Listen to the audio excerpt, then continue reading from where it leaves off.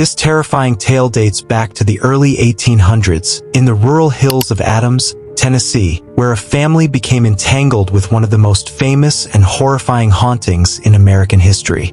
The Bell Witch legend is a haunting that is said to have lasted for years and left a dark mark on the Bell family. The story begins with the Bell family moving into their new home in 1804. Little did they know, their peaceful life would soon be disrupted by a malevolent force that would torment them for years. It all started one evening when the Bell family was sitting down for dinner. John Bell, the patriarch, heard strange knocking sounds coming from the walls. At first, he thought it was some sort of animal, perhaps a rodent or a bird, causing the noises. But when the knocks became louder and more frequent, he knew something was wrong.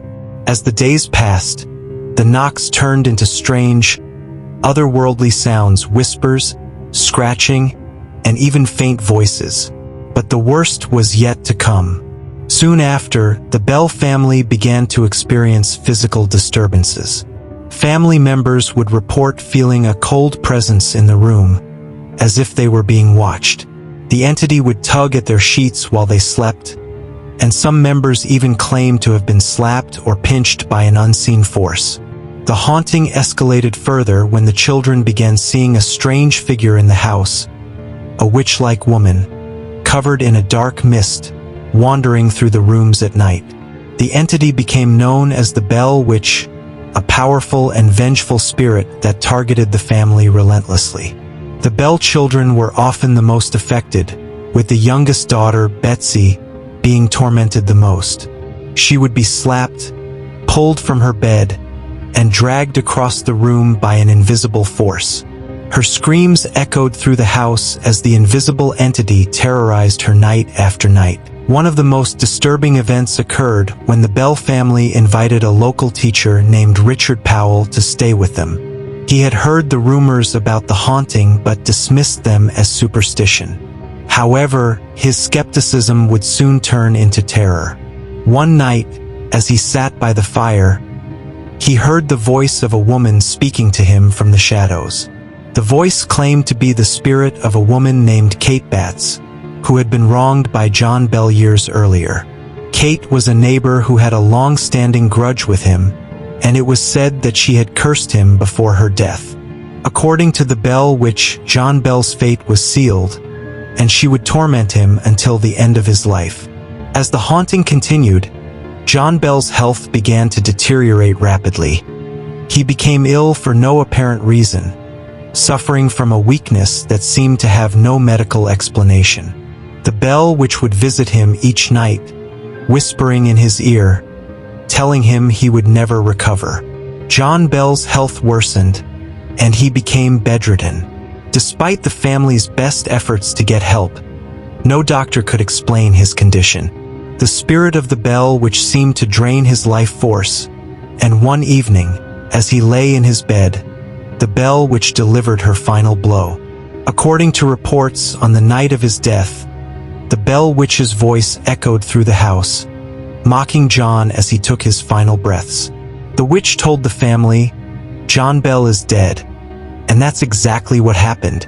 The cause of his death was never truly explained, but it was believed that the Bell Witch had a hand in it, draining his life in a vengeful act. After John Bell's death, the hauntings didn't end. In fact, the Bell Witch's presence seemed to become even stronger. However, it wasn't just the Bell family who felt the wrath of the witch. The entire town of Adams began to experience strange phenomena. The witch would reportedly follow people home, whispering curses into their ears, and many claimed to see a shadowy figure walking along the roads at night. Some even said that the Bell Witch would appear to them in their dreams, threatening them with harm if they didn't leave the area. One particularly terrifying account comes from a local man named James Johnson, who claimed to have seen the Bell Witch in broad daylight. He described a tall, gaunt figure with a pale, almost ghostly complexion, walking along the dirt road near the Bell family's property. As he watched in horror, the figure disappeared into the woods. The Bell Witch haunting remained a mystery for many years. While the family eventually moved away, the legend of the bell witch grew.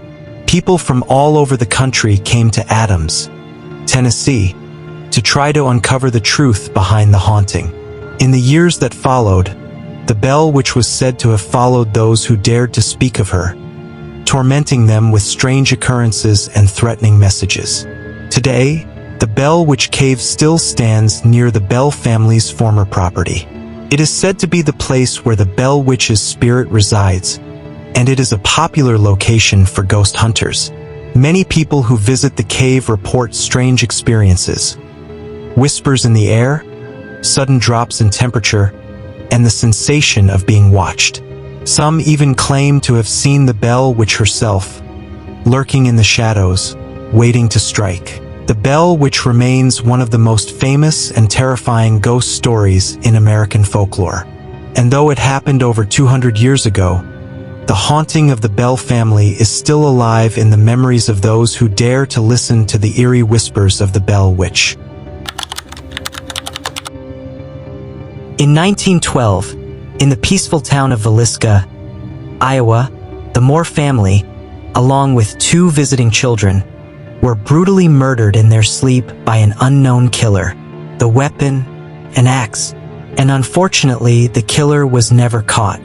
The house, now known as the Villisca Axe Murder House, has become a place of deep mystery and fear. Over the years, people who have visited the house report strange and terrifying experiences. Many believe that the spirits of the murdered family are trapped there, forever stuck in their horrific fate. Visitors to the house often report hearing strange sounds, especially the sound of an axe hitting wood. Could it be the spirit of the murderer, or perhaps the final moments of the victims replaying in the walls? That's not all. People have also reported sudden drops in temperature, even in the warmest months of the year. It's as if the house itself is alive, breathing a cold, deathly chill. But the creepiest stories come from those who have claimed to see the ghosts of the victims. Apparitions of children, standing in the doorway with fearful eyes. Shadowy figures moving across the windows, as though waiting for someone to return. Many visitors have spent the night in the house and felt unseen hands touch them. Some have reported their hair being brushed without explanation, while others have felt a tap on their shoulder or a cold breath on their neck. When they turn around, there's nothing there. So, what is really happening in the Villisca Axe Murder House? Is it the vengeful spirit of the murderer, or are the restless souls of the family trapped in their brutal fate, unable to find peace?